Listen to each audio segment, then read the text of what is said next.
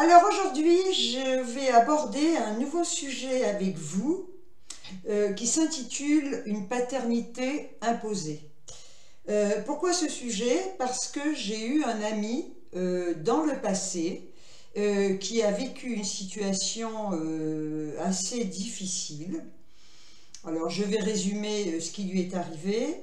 Il avait donc eu une relation avec une fille durant une période assez brève, une relation sexuelle avec cette fille, avec qui il n'envisageait aucun avenir, mais bon, on va dire que c'était une petite histoire, voilà, une petite amourette, comme ça. Il faut savoir qu'à l'époque, effectivement, les relations se passaient sans trop de précautions, on n'utilisait pas vraiment de préservatif. Et donc, apparemment, cette personne, la fille avec qui cet ami avait une relation sexuelle, ne prenait pas de moyens de contraception. Ce qui lui est arrivé, il habitait dans une ville où se trouvait cette personne, il déménage, il fait sa vie, bon, il n'est pas marié, il fait sa vie, il est jeune, à l'époque, il a une trentaine d'années, et il fait sa vie loin de cette personne, il se quitte, voilà, normalement.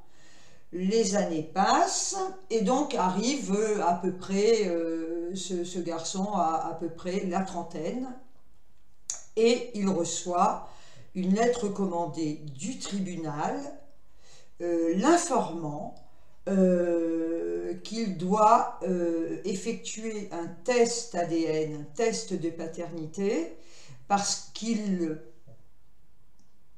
paraît-il à l'époque qu'il était le père d'un enfant de 8 ans. C'est-à-dire qu'entre le moment où il a eu cette relation sexuelle avec cette nana, il a fallu 8 ans à cette nana pour l'assigner au tribunal. Donc, pour faire un test de paternité. Alors, je vais vous expliquer la suite. Bon, je ne la raconterai pas parce que j'ai perdu de vue cet ami. Donc, je ne sais pas comment s'est terminée l'histoire. Moi, j'ai vécu cette affaire de près au moment où ça lui est tombé dessus. Et, effectivement, c'était un tsunami, hein, parce que arriver à 30 ans, recevoir une lettre comme ça, vous disant qu'on vous demande un test de paternité parce que vous êtes père d'un enfant de 8 ans, eh bien effectivement, ça peut, et d'une, surprendre, de deux, vous contrarier au plus haut point, et de 3, effectivement, vous tombez des nues. Voilà. Donc maintenant, je vais vous parler du côté juridique de ce genre de situation qui, je pense, doit être beaucoup plus fréquente qu'on ne le pense. Voilà. Hein, parce que je pense dans le cas de cet ami, il s'est avéré que la fille avec qui il a couché a décidé de lancer une procédure 8 ans après la naissance de cet enfant, alors que dans d'autres cas, les femmes décident d'élever l'enfant seules parce qu'elles n'ont pas forcément envie d'être avec le père, ou bien alors de se faire avorter, ou bien alors de prendre la pilule du lendemain parce qu'effectivement elle existe. Voilà, donc maintenant je vais plus venir sur les termes juridiques en fonction de ce genre de situation.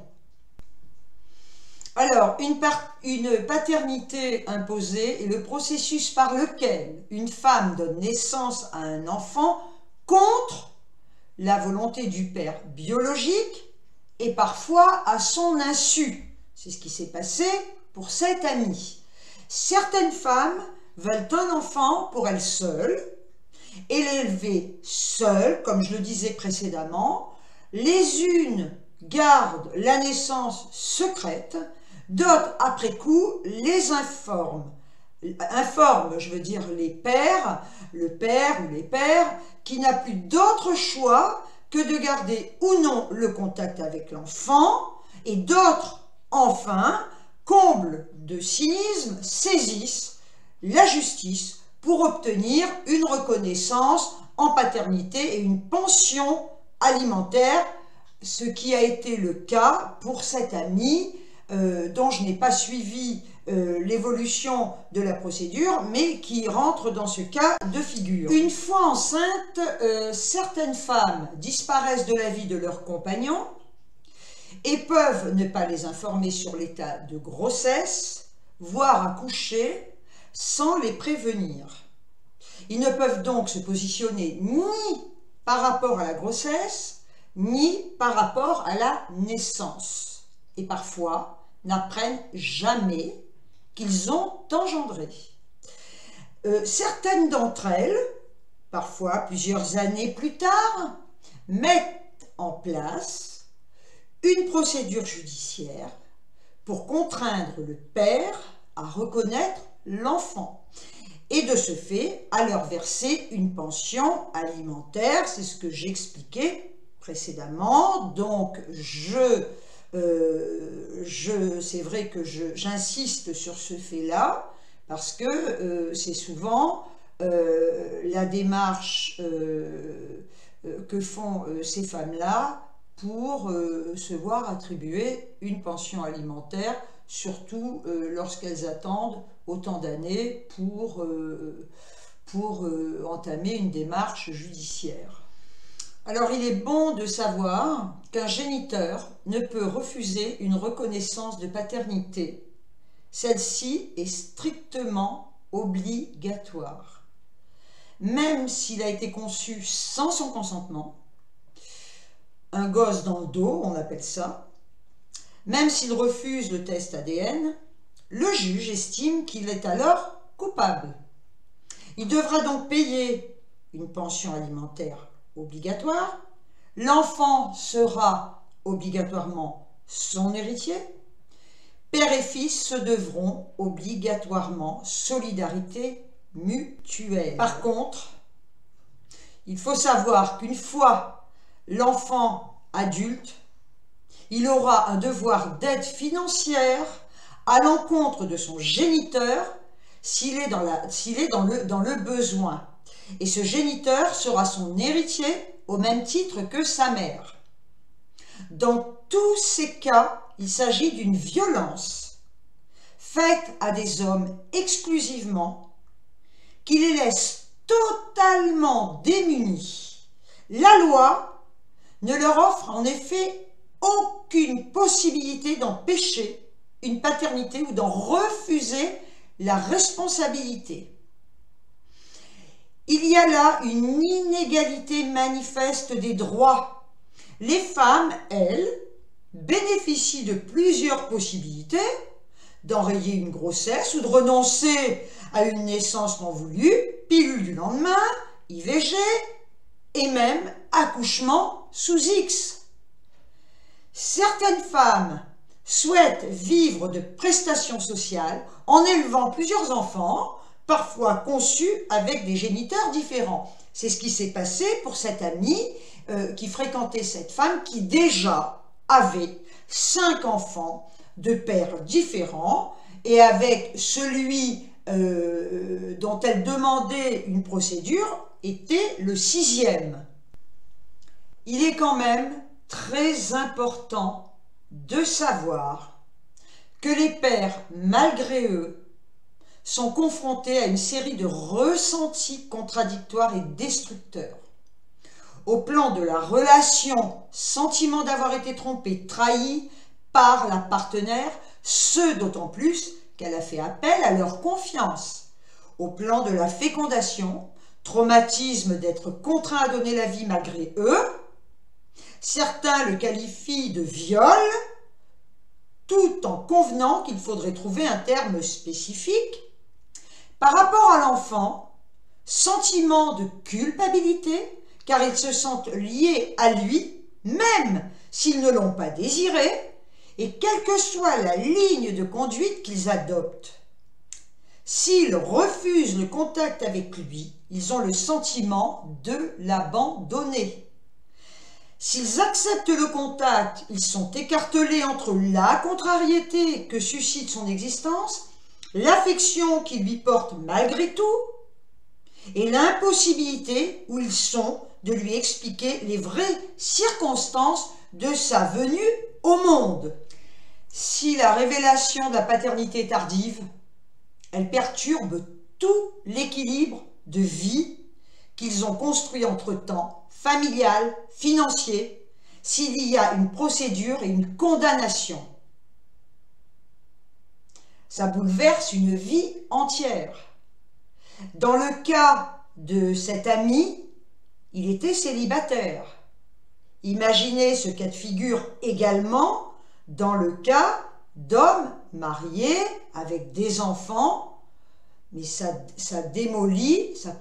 peut démolir totalement une famille tout entière. Alors l'action en recherche de paternité doit être introduite devant le tribunal de grande instance au lieu de résidence de la personne à l'égard de laquelle l'enfant cherche à faire établir un lien de filiation. L'assistance d'un avocat est quand même obligatoire. Délai de saisine. Les délais varient selon l'auteur de la saisine. La mère peut exercer l'action pendant toute la minorité de l'enfant. L'enfant peut engager une action jusqu'à l'âge de 28 ans. Il est également très important de savoir que si l'enfant est lui-même parent et décède avant ses 28 ans, ses héritiers peuvent agir à sa place avant l'expiration du délai dont il disposait initialement. Si le défunt avait engagé une action de son vivant, ses héritiers peuvent la poursuivre. Il faut savoir également que l'action en recherche de paternité est irrecevable. Le juge rejette la requête dans certains cas spécifiques. En cas d'inceste absolu, entre père et fille, mère, fils, frère et sœur, lorsque l'enfant est placé en vue de son adoption, lorsqu'un lien de filiation est déjà établi à l'égard d'un autre homme, présomption de paternité du mari, de la mère ou reconnaissance de paternité. Par contre, il est à noter, dans ce dernier cas, qu'il faut d'abord contester le lien de filiation préalablement établi et en obtenir l'annulation. Alors, quels sont les effets de la procédure? Si le tribunal fait droit à la demande, la filiation est établie de manière rétroactive à la date de la naissance de l'enfant. Il peut statuer dans le même temps sur l'exercice de l'autorité parentale, la contribution du père à l'entretien et à l'éducation de l'enfant, et également à l'attribution du nom du père. Alors la question qui se pose, peut-on refuser de se soumettre à un test légal de paternité? Le fait qu'une procédure soit en cours auprès du tribunal de grande instance n'oblige pas automatiquement un père présumé à se soumettre à un test de paternité ADN, car chacun devra donner expressément son consentement à partir du moment où une procédure est ouverte, car jugée recevable par un tribunal de grande instance. Le père présumé devra expliquer son refus de se soumettre à un test de paternité ADN légal. Il pourra porter à la connaissance du juge tout élément légal de preuve, photos, lettres, témoignages, afin de justifier son refus de se soumettre au test de paternité. Il faut également savoir que même si le juge donne son accord pour qu'un test ADN de paternité soit effectué, chaque participant devra encore expressément donner son consentement écrit avant que des prélèvements puissent être effectués pour ce test ADN de paternité. Il est donc possible, comme je le disais, de refuser de se soumettre à un test légal de paternité, mais dans ce cas, je le répète encore une fois, le juge pourra tirer toute conséquences de ce refus et interpréter ce refus comme un aveu de paternité. Il est très important de le savoir, c'est pour ça que j'insiste énormément sur ce point-là. Voilà, le père présumé peut refuser le test ADN, mais ce sera considéré par le juge comme un aveu de paternité. Quelles sont les conséquences? Si la paternité est reconnue par le tribunal, le juge se prononce alors sur la filiation de l'enfant. Cela entraîne une modification de son état civil et de l'autorité parentale. Le père, qui doit alors verser une pension alimentaire, participe à l'éducation de l'enfant, qui devient immédiatement son héritier.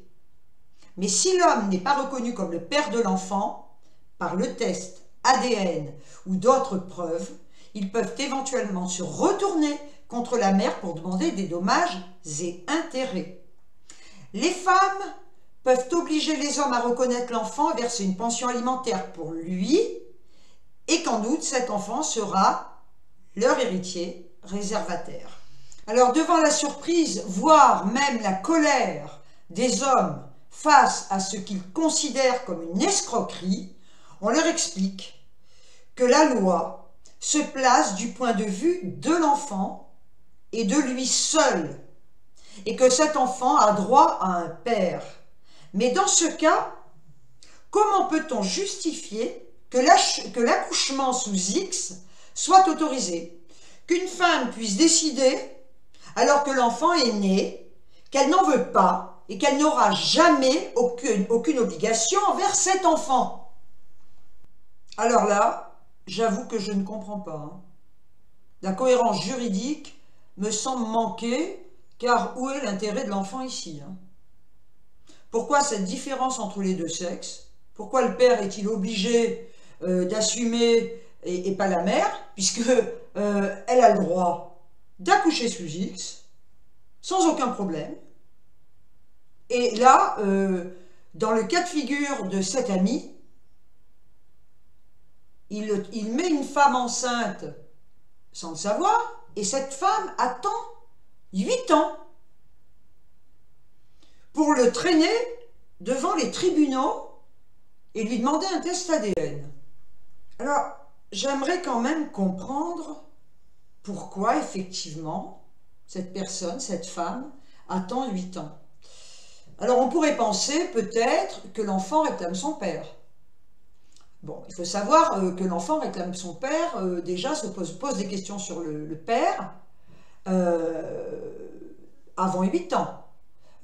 Déjà, on sait comment ça se passe à l'école, quand les enfants ont leurs 2 parents, et qu'un enfant n'a qu'un parent, eh bien, effectivement, la question se pose. Où est ton papa? Qui est ton papa? Etc.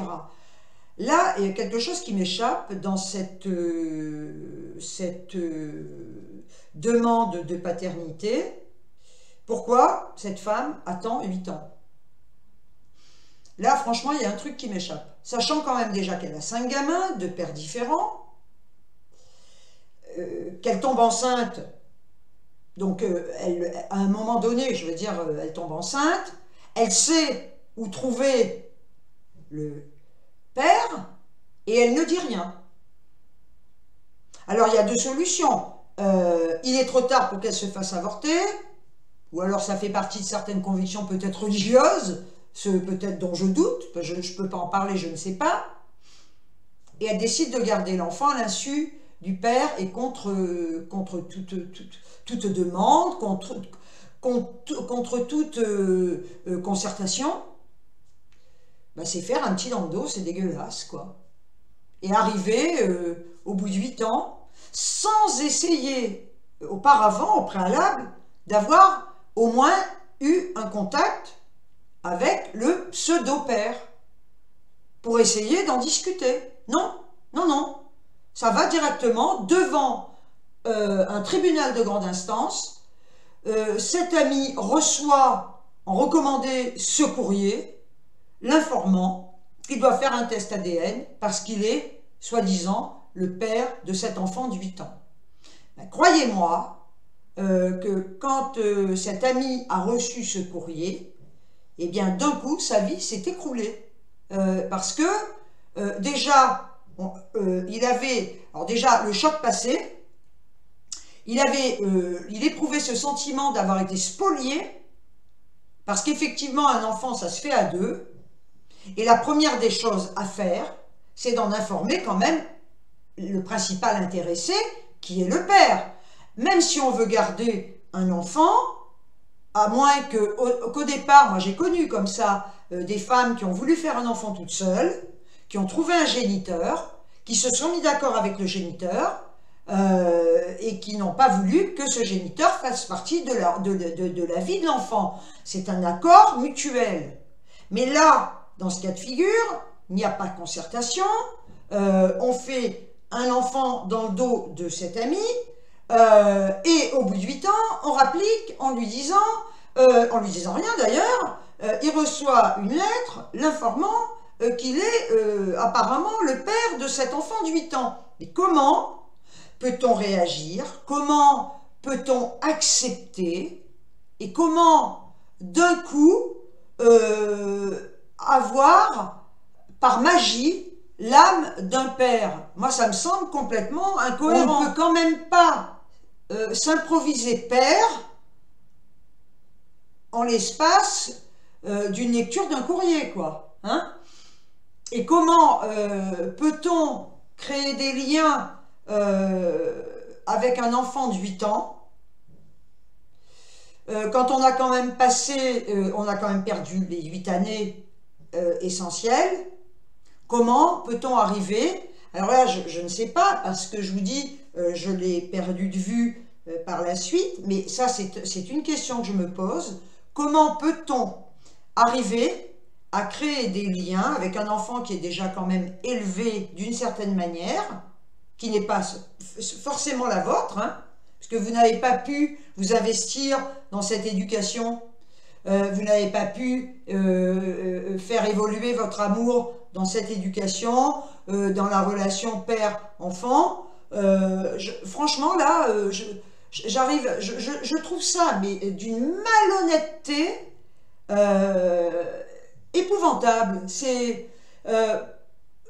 Enfin, je sais pas, on n'attend pas 8 ans pour annoncer à quelqu'un qu'il est père de notre enfant.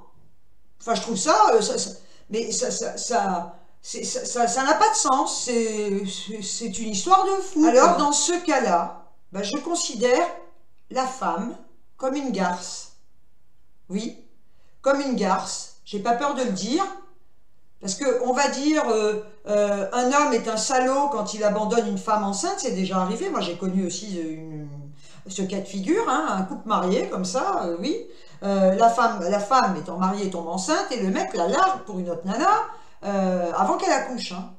Donc là, on peut traiter le mec de salaud, mais dans ce cas-là, les femmes sont quand même des sacrées garces, hein, parce que faire un petit dans le dos de quelqu'un, mais c'est dégueulasse, hein. C'est dégueulasse, je veux dire, ça ne se fait pas. C'est pas c'est pas moral, c'est un manque de respect, c'est un manque c'est même, j'irais même jusque là. Ce n'est pas aimer les enfants. Ce n'est pas penser à l'enfant. C'est d'un égoïsme, mais alors sans nom, quoi. C'est d'un égoïsme démesuré.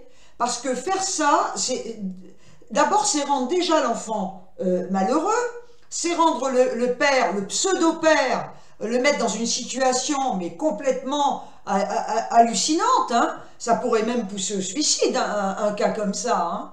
Et c'est ça, aimer un enfant, et ben moi je dis que ces bonnes femmes sont des garces.